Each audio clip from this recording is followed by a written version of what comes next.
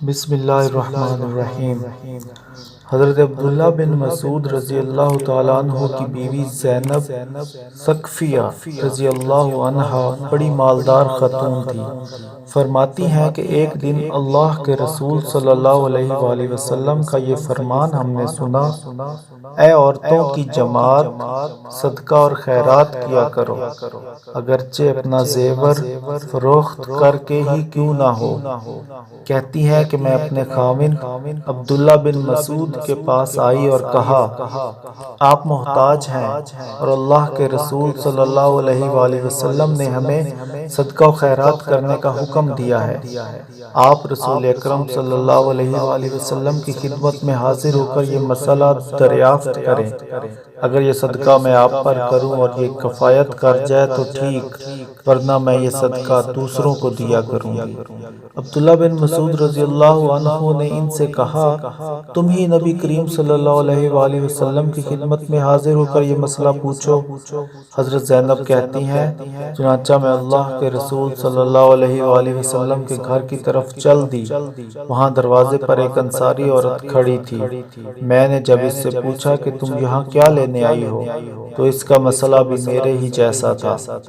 اب احترام کے باعث باہر کھڑی ہو گئی کہ اندر جانے کی جرات کون کرے۔ اتنے میں گھر سے حضرت بلال حبشی رضی اللہ تعالیٰ عنہ باہر نکلے۔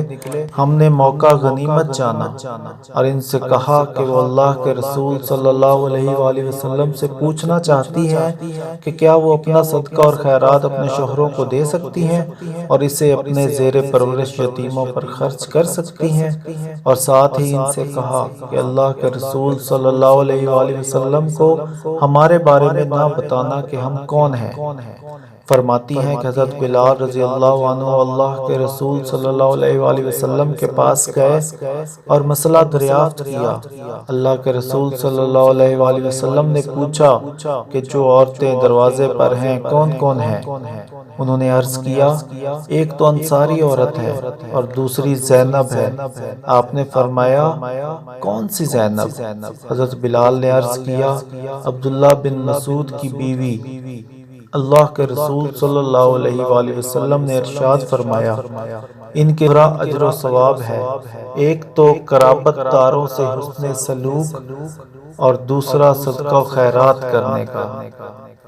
تو ویور اس سے یہ ظاہر ہوتا ہے کہ ہم اپنا صدقہ خیرات زکوٰۃ کچھ بھی ہو، ہم سب سے پہلے اپنے رشتہ دار و اہل و عیال میں سے جو غریب غربا ہیں ان پہ خرچ کریں، تاکہ اس سے ہمیں حسن سلوک کا بھی ثواب ملے گا اور صدقہ و خیرات کرنے کا بھی، کیونکہ اللہ کا فرمان ہے کہ جو فرمان کبھی بھی غلط نہیں ہو سکتا اور ہمیں ہر حال میں اس کو پورا کرنا چاہیے۔